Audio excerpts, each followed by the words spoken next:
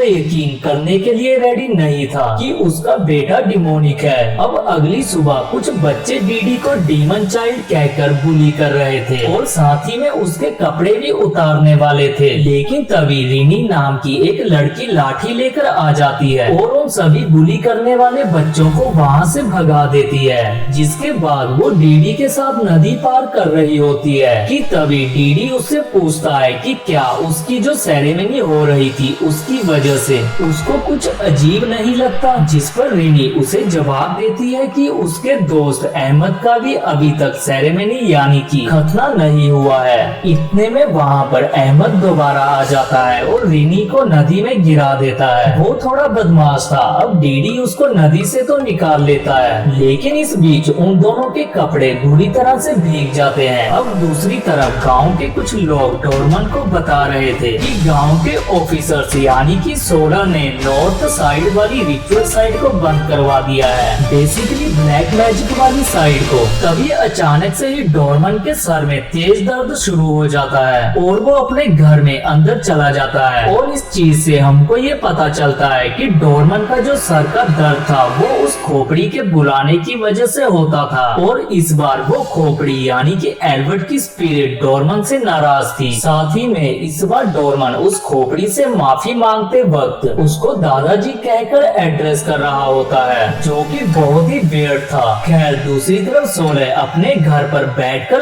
उस्ताद यासा को ये बता रहा होता है कि रिचुअल साइट्स यानी कि ब्लैक मैजिक को बंद करने के बावजूद भी कुछ लोग वहाँ पर अभी भी प्रसाद चढ़ाना चाहते हैं। जिस पर यासा बताते हैं कि जब तक लोग जल्दी अमीर और पावरफुल होने के बारे में सोचते रहेंगे तब तक डोरमन जैसे पाखंडी का परचम लहराता रहेगा। जिसके बाद में भीगे हुए डीडी और रिनी वहाँ पर पहुँच जाते हैं, यानी कि रिनी किसी और की नहीं बल्कि यहाँ पर सोले की ही बेटी थी। जहाँ पर कपड़े बदलने के बाद में वो सब खाना खाने के लिए बैठ जाते हैं और खाना खाने से पहले यासा डीडी से प्रेयर करने को कहता है, लेकिन उसको खाना खाने से पहले की बेसिक प्रेयर्स नहीं पता थी, इसलिए वो वहाँ से बिना खाना खाए ही भाग जाता है। और हम जानते हैं कि यहाँ पर वो प्रेयर्स क्यों नहीं कर रहा था, क्योंकि उसके अंदर एक शैतान था। जिसके बाद में डीडी को नदी किनारे खड़ा हुआ अहमद दिखता है, जिसको वो नदी में धक्का मारकर वहाँ से भागता है और फिर उसके सामने अपने वही डिमोनिक फॉर्म में आ जाता है। अब डीडी के डिमोनिक फॉर्म को देखकर अहमद वहाँ से भाग जाता है और वहीं दूसरी तरफ एक घोड़ा पागल होकर भागना शुरू कर देता है। ऑब्वियसली बात है कि डीमन को देखा था उसने और वो घोड़ा भागते हुए अहमद के ऊपर चढ़ जाता है, जिससे कि उसका एक पैर बुरी तरह कट जाता है। जिसके बाद डीडी घर पर आकर बैकयार्ड में साइकिल चलाने लगता है और तभी उसके घर पर यूनी रिनी के साथ पहुंच जाती है, क्योंकि वहां पर डीडी के कपड़े और कुछ खाना लेकर आई थी। अब लारस रिनी को डीडी के साथ खेलने के लिए उसके पास यानी कि बैकयार्ड की तरफ भेज देती है, जहां पर पहले तो रिनी को डीडी नहीं दिखता, लेकिन जब वो उसके सामने आता है तो उसके मुंह के अंदर खून दिखाई दे रहा था। लेकिन रिनी उसे ना देखते हुए डीडी के साथ खेलने लग जाती है। वहीं दूसरी तरफ यूनी लारस से नमाज पढ़ने के लिए चलने के बारे में पूछती है, लेकिन लारस नमाज पढ़ना नहीं जानती थी, इसलिए वो जाने से पहले थोड़ा हिचकिचा रही थी। और ऐसा इसलिए था क्योंकि इनकी फैमिली रिलीजियस नहीं थी। लेकिन यूनी जो कि उसकी हर तरफ से मदद करने को तैयार थी, उसे नमाज पढ़ने के लिए मना लेती है। अब डीडी रेनी को साइकिल चलाना सिखा रहा होता है और वो साइकिल चलाते वक्त रिनी को कुएं में गिरने से बचा लेता है और हमेशा उसकी प्रोटेक्शन करने का वादा भी कर लेता है। अब तभी लारस भी नमाज पढ़ने के लिए तैयार होकर आ जाती है। तभी उसी वक्त वहाँ पर कोसिम आ जाता है, जो कि अहमद के माँ बाप को पैसे खिलाकर चुप कराने की बात कर रहा था। अब लारस उससे पूरी बात पूछती है तो वो ये बताता है कि उनके घोड़े ने पागल होकर अहमद के पैर को कुचल दिया। और ये सुनकर लारस सीधे अहमद के घर जाने के बारे में पूछती है। साथ ही में यूनी भी उसके साथ जाने को तैयार थी, लेकिन कोसिम उसकी कॉम्पिटिटर यानी कि सोले की वाइफ यूनी को देखकर बहुत ही ज्यादा अजीब फील करता है और वो उससे काफी रूडली बात करता है। जिसके बाद में लारस यूनी के साथ अहमद के घर पर पहुंच जाती है, जहां पर अहमद नींद में बार बार डीडी के डीमन में चेंज होने के बारे में चिल्ला रहा था। था। दूसरी तरफ कोसिम को जानवरों के बाड़े में से एक बकरी की लाश मिलती है। इसको देखकर वो समझ जाता है कि ये उसके बेटे डीडी का ही काम है। और आपको याद भी होगा कि उसके मुंह में खून लगा हुआ था, तो यानी कि उसने बकरी का ही खून पिया था। जिसके बाद रात को लारस डीडी से अहमद के हादसे के बारे में पूछती है, क्योंकि अहमद बार बार डीडी का ही नाम ले रहा था। लेकिन डीडी यहाँ पर अपनी माँ को कुछ भी नहीं बताता।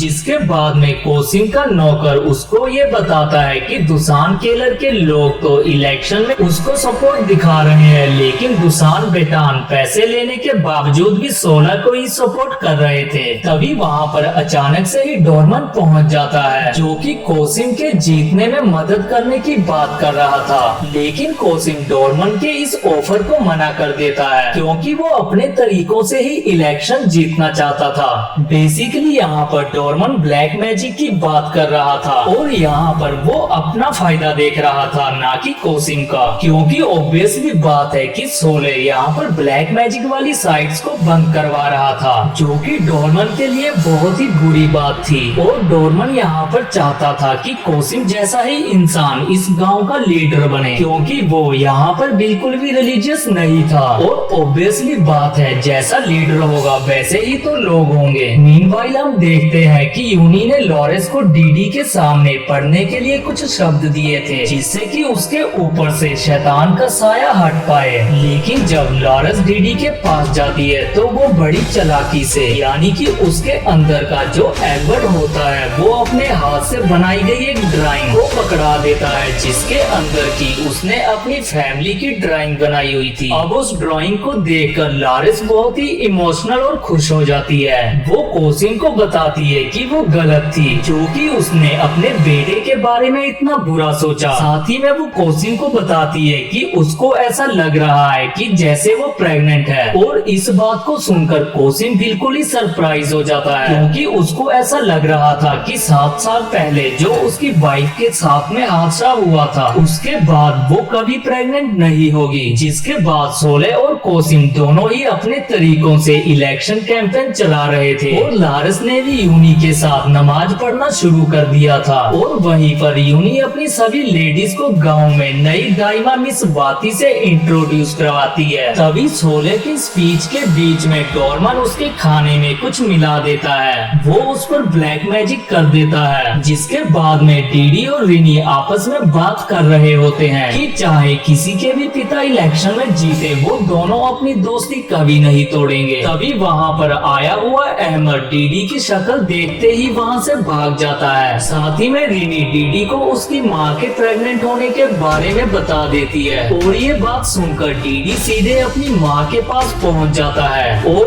उसे जाकर गले लगा लेता है। लेकिन कहीं ना कहीं यहाँ पर डीडी के अंदर का जो एल्बर्ट होता है, यानी कि जो डीमन होता है, वो नहीं चाहता था कि यहाँ पर उसका दूसरा बच्चा पैदा हो। वहीं दूसरी तरफ सोले अपनी फैमिली के साथ डिनर शुरू करने ही वाला होता है कि तभी उसे उस्ताद यासा उसे रोक लेते हैं, क्योंकि वो समझ गए थे कि इसके अंदर काला जादू किया गया है। वो कुछ शब्द पढ़ते हैं, जिसके बाद होता ये है कि उसके अंदर के डीमंस कीड़ों के रूप में बाहर निकल आते हैं। साथ ही में दूसरी तरफ डोरमन को भी कीड़ों की उल्टियां होने लगती है, मतलब कि डोरमन का काला जादू उल्टा पड़ गया था। इसके बाद यासा सोले को सावधान रहने को कहता है। डोरमन काला जादू करके सोले की तस्वीर को आग के ऊपर रख देता है। जिसके बाद में रेनी तेज हवा की वजह से बीच रात में जाग जाती है। और जब वो गेट के पास जाती है तो उसे वहाँ पर डीडी दिख जाता है, जिसका सर एक डीमन में बदल गया था, यानी कि एल्बर्ट में, जो कि वहाँ पर सोले को मारने आया था। लेकिन रेनी की वजह से वो रुक जाता है और बिना कुछ किए हुए ही वहाँ से भाग जाता है। मतलब डीडी यहाँ पर एक बच्चा था, लेकिन उसके अंदर की विल पावर अपनी फ्रेंडशिप को लेकर इतनी ज्यादा थी कि वो यहाँ पर रुक गया और डीमन में नहीं चेंज हुआ। और सबसे बड़ी बात ये है कि यहाँ पर डीडी की बिल्कुल गलती नहीं है। जो गलत किया है वो तो यहाँ पर एल्बर्ट की स्पिरिट और डोरमन ने किया है। खैर, अब यहाँ पर एक बार फिर से डोरमन का काला जादू फेल हो जाता है रेनी की वजह से।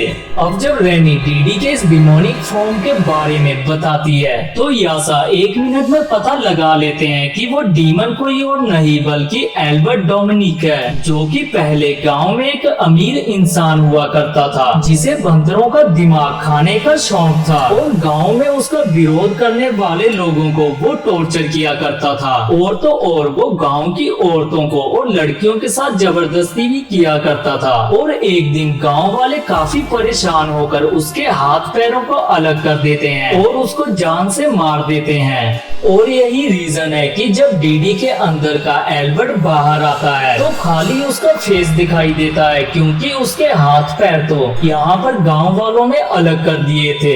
और साथ ही में यासा को ये भी अच्छी तरह पता चल जाता है कि खाली डोरमन ही एल्बर्ट की आत्मा को जगाकर डीडी की बॉडी को एक मीडियम की तरह से यूज कर सकता था। और पूरे गांव के अंदर ये अफवाह भी फैली हुई थी कि डोरमन असल में एल्बर्ट का नाजायज पोता था।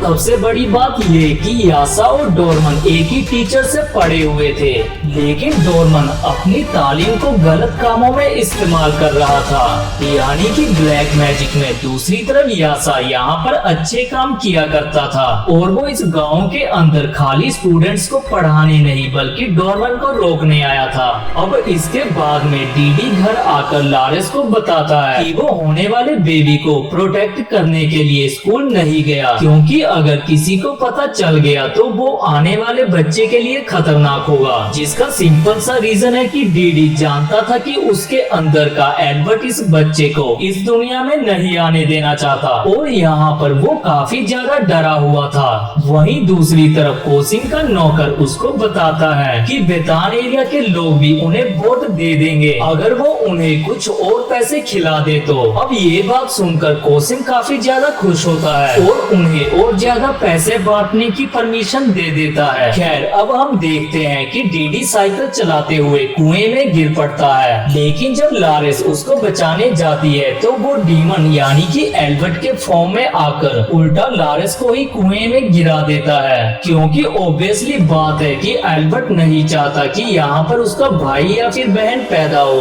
अब कुएं में गिरने के बाद में लारेंस प्रेयर करने लगती है, जिससे डीडी परेशान होकर चिल्लाना शुरू कर देता है और उसके चिल्लाने की आवाज सुनकर कोसिन बाहर आकर कुएं में कूदकर लारेंस को बचा लेता है। जिसके बाद में यूनी बेहोश पड़ी लारेंस को चेक करके बताती है कि वो और उसका बच्चा एकदम सुरक्षित है, लेकिन वहीं पर होश आने पर लारेंस ये बताती है डीडी ने उसको कुएं में धक्का दे दिया था। जिसके बाद में कोसिन का नौकर मिस अतीक के पास पैसे लेकर पहुंच गया था। अब पैसे देने के बाद में वो उनको बताता है कि कोसिन ने उन्हें अपने घर पर भी बुलाया है। जिसके बाद वो उनको अपने साथ लेकर कोसिन के घर की तरफ निकल पड़ता है, लेकिन रास्ते में ही डीडी के अंदर का जो एल्बर्ट होता है वो उस पर हमला करके उसे जान से मार देता है और दाइमा भी वहाँ से भागकर एक टॉयलेट में छिप जाती है, जहाँ पर डीडी आकर उसके पेट में छेद करके उसे जान से मार देता है, जो कि काफी खतरनाक था।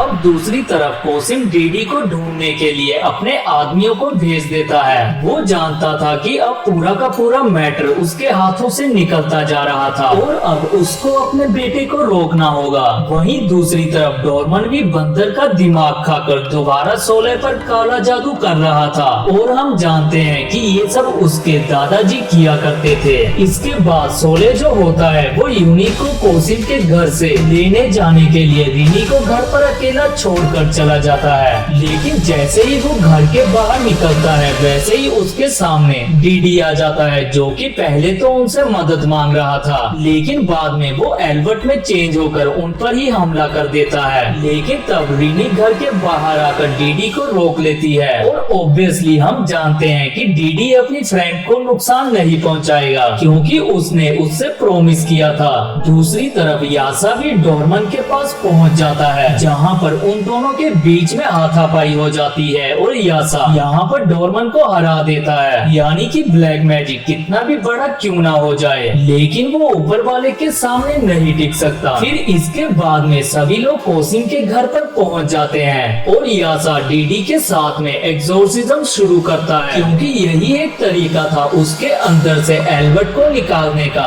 अब एक्सोर्सिज्म के दौरान डीडी डिमोनिक फॉर्म में आकर दीवार पर चढ़ जाता है, लेकिन किसी तरह उसके अंदर से एल्बर्ट की आत्मा को बाहर निकाल दिया जाता है और शायद से यहाँ पर फिलहाल के लिए है तो सब कुछ ठीक हो जाता है। और तभी हम दूसरी तरफ ये देख पाते हैं कि हारे हुए डोरेमन को उसके दादाजी की स्पिरिट यानी कि एल्बर्ट की स्पिरिट अपने ही कब्र में गिरा लेती है। अब कोसे भी सोले से बीती बातों के लिए माफी मांगता है और वो सोले को ही गांव का लीडर अनाउंस कर देता है। वैसे तो यहाँ पर वोट के बेसिस पर कोसिमी जीता था, लेकिन वो चाहता था कि सोले ही गांव को अब लीड करे, जिसके बाद में डीडी बिल्कुल ठीक हो जाता है और उसको कोई भी दिक्कत नहीं होती। खैर अब इसके बाद में लारस के दूसरे बच्चे की डिलीवरी हमें दिखाई जाती है, लेकिन डिलीवरी के बाद में लॉरेंस एक डीमन में बदल जाती है और उसने डिलीवरी वाली दाई को भी मार दिया था। साथ ही में वो कोसिम के किसी डील के बारे में बात कर रही थी और आपको याद होगा कि शुरुआत में यहाँ पर कोसिम को एक हीरा मिला था,